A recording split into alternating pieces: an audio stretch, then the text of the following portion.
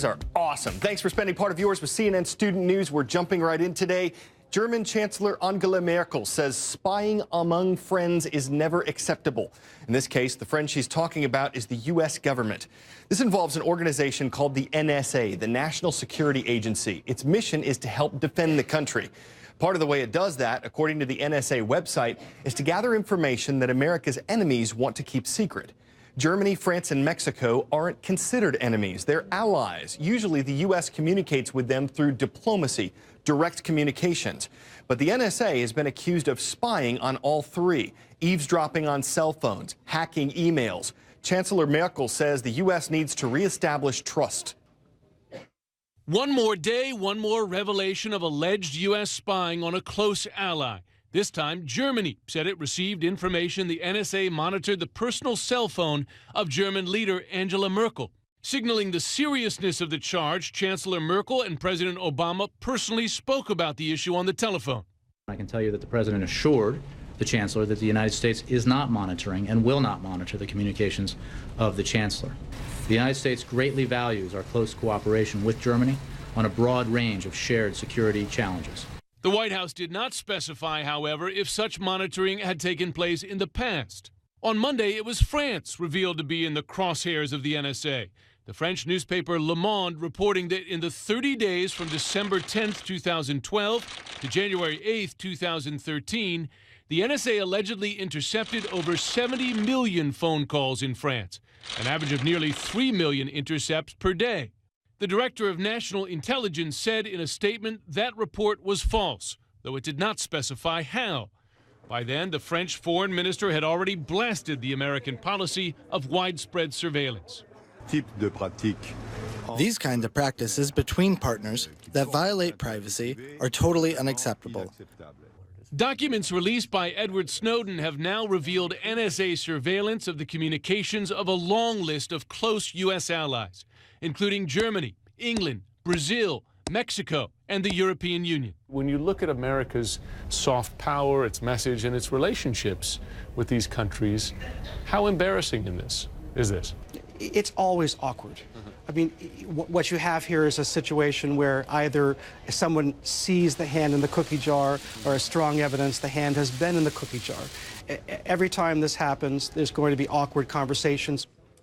When each of these surveillance cases is broken involving American allies, the administration has made 2 points. One, that all countries spy on each other, and two, that they are conducting a review of this surveillance to get a better balance between security concerns and privacy concerns. But the administration has yet to say what that review has found or what changes it may bring.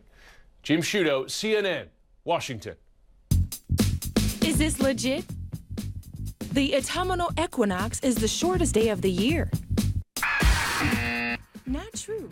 The shortest day, when there's the least amount of daylight, is the winter solstice. The solstice marks the start of winter. In the Northern Hemisphere, that happens on December 21st. But the thermostat isn't waiting for the calendar in some parts of the U.S. The Farmer's Almanac predicted a bitterly cold winter. It seems like it's starting early. Grab the winter coats, shovels, and ice scrapers. The season's first deep freeze is on its way.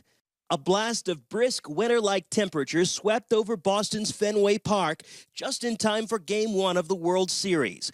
The opening pitch slicing through 48-degree air, making it the third coldest start to the Fall Classic. A surge of cold air from Canada will sweep across the Great Lakes region, triggering lake-effect snow and frigid temperatures just in time for the weekend. As much as a foot of snow could fall in New York State, just east of Lake Ontario.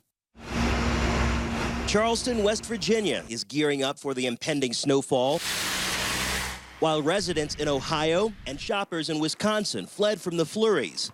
Meanwhile, residents down south are keeping their eye on the first hard freeze of the season.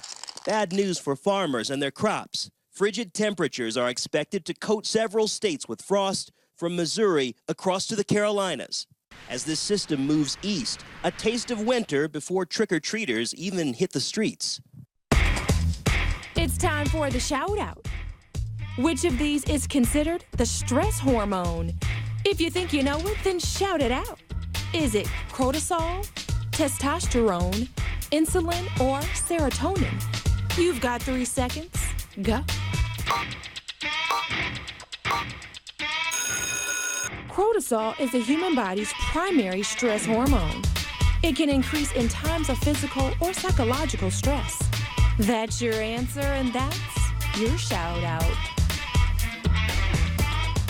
Some of you might get an extra cortisol kick over the next couple weeks if you're registered to take the ACT or the SATs. Whether we're talking about major standardized tests or exams in your regular classes, there's just no need for a number 2 pencil to be a number 1 cause of stress. Is it a coincidence that test and stressed rhyme? Neither is much fun, but you can make test taking a little less stress-making by following a few tips. First, expect a little stress. That doesn't sound like much help. But look, the test is important to you. You want to do well. A little nervousness is natural.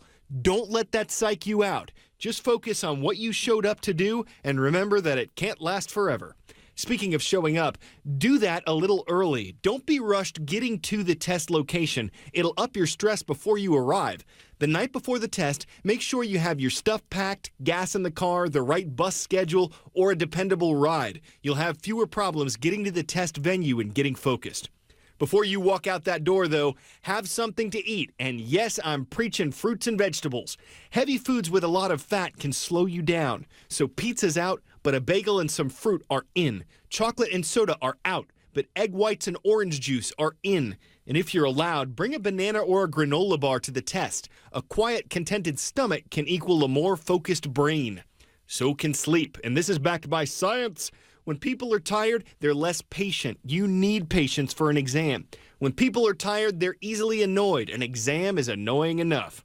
Finally, take a few quiet moments to yourself before test time. Whether you're praying, taking deep breaths, or calmly and quietly visualizing total exam domination, you're conditioning your mind for the task ahead, and that will help you leave some stress behind. All right, from yesterday, an undefeated high school football team beat a winless team 91-0. One parent complained it was a form of bullying. A vast majority of our viewers on Facebook do not agree. Sean asks, what does winning a football game have to do with bullying? People need to learn the difference between bullying and success. From Jonathan, the winning team's coach did what was right. He took his starters out and had a running clock. It wasn't bullying, it's part of the game. Emily says the victorious team was simply doing what they know how to do, play football. I don't understand how this would be considered bullying. Shonda asks, did anyone consider that the winning team didn't run up the score, but maybe the losing team gave up? Cameron says, I think it's poor sportsmanship to keep scoring when the game is already over. And Eli writes, if the winning team tried to prove they were the best, they overdid it. From Jason, society is teaching fairness and everyone wins. I'm sorry, life doesn't work that way. Life doesn't let up. Life doesn't have ties.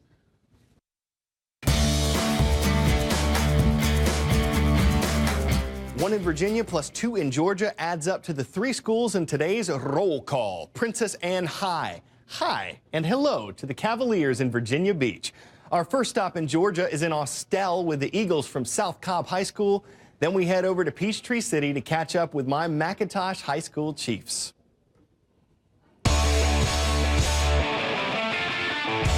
David Babcock decided to take up a hobby during his hobby. He's knitting while running a marathon. He started doing both separately a few years ago. He combined them after he decided that each could get a little tedious on its own.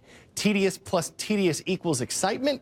We'll leave that up to him. Either way, last Saturday, Babcock set a new world record, the longest scarf knitted while running a marathon. So how do you knit a long scarf during a marathon? You put one foot in front of the other. The achievement definitely moves him up to the first string, and the story makes for a good yarn.